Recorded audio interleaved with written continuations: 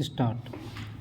सर्वोच्च न्यायालय ने आरक्षित वर्ग और धर्मांतरण से जुड़े मसले पर मंगलवार को स्पष्ट एवं महत्वपूर्ण फैसला सुनाया है। इसके मुताबिक हिंदू, सिख और बौद्ध धर्म छोड़कर कोई दूसरा धर्म अपनाने वाला अनुसूचित जाति मूल का व्यक्ति या परिवार संरक्षण, आरक्षण या अन्य वैधानिक लाभ का पात्र होने का दावा नहीं कर सकता है। ऐसा इसलिए क्योंकि संवैधानिक प्रावधानों के अनुसार धर्म परिवर्तन के साथ ही उसका अनुसूचित जाति का दर्जा समाप्त हो जाता है। शीर्ष अदालत के इस फैसले को लंबे समय से चल रही उस बहस पर निर्णायक माना जा रहा है, जिसमें यह दावा किया जा रहा था कि भले ही किसी व्यक्ति ने धर्म परिवर्तन कर लिया हो, लेकिन उसकी मूल सामाजिक पृष्ठभूमि के आधार पर उसे आरक्षित श्रेणी का लाभ मिलना चाहिए। ऐसे मामले अक्सर सामने आते रहते हैं कि धर्म परिवर्तन के बाद भी लोग खुद को आरक्षित श्रेणी का लाभ पाने का हकदार मानते हैं, मगर अदालत ने अपने निर्णय में साफ कर दिया है कि इस तरह का कोई भी दावा मान्य नहीं हो सकता है। पैरा। दरअसल यह मामला आंध्र प्रदेश से सर्वोच्च न्यायालय पहुंचा था। याचिकाकर्ता ने ईसाई धर्म अपना लिया था, इसके बावजूद वह खुद को अनुसूचित जाति का सदस्य बताते हुए अनुसूचित जाति एवं जनजाति अधिनियम के तहत संरक्षण प्रावधानों के लाभ की मांग कर रहा था। आंध्र प्रदेश उच्च न्यायालय ने इससे संबंधित याचिका यह कहते हुए खारिज कर दी थी कि धर्म परिवर्तन के बाद किसी व्यक्ति को अनुसूचित जाति का दर्जा नहीं दिया जा सकता।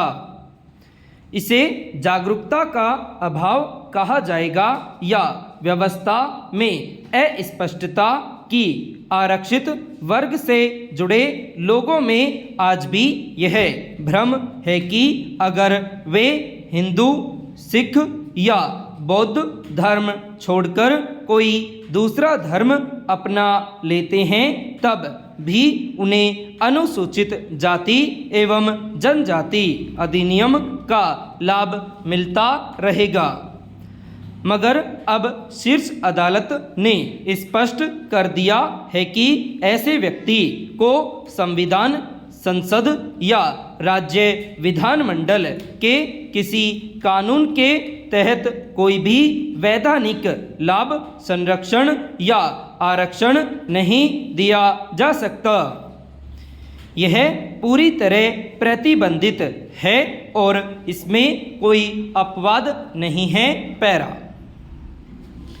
गौरतलब है कि धर्म परिवर्तन करने वालों की जातिगत स्थिति से जुड़े सवाल केवल अदालतों तक सीमित नहीं हैं, बल्कि इस मसले को राजनीतिक नफ़ा नुकसान के चश्मे से भी देखा जाता है।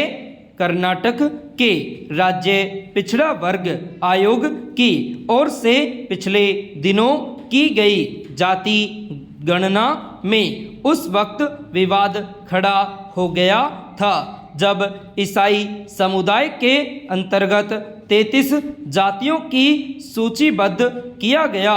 तब विपक्ष के विरोध और राज्यपाल के सुझाव के बाद इन समुदायों को सूची से हटा दिया गया।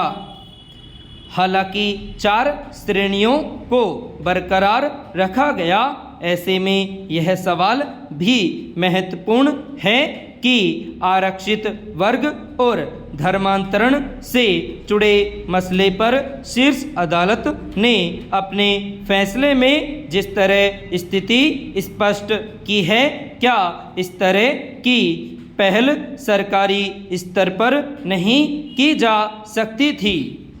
जबकि संविधान आदेश 1950 में स्पष्ट किया गया है कि किसी भी धर्म को छोड़कर दूसरा धर्म अपनाने पर अनुसूचित जाति का दर्जा तुरंत समाप्त हो जाता है।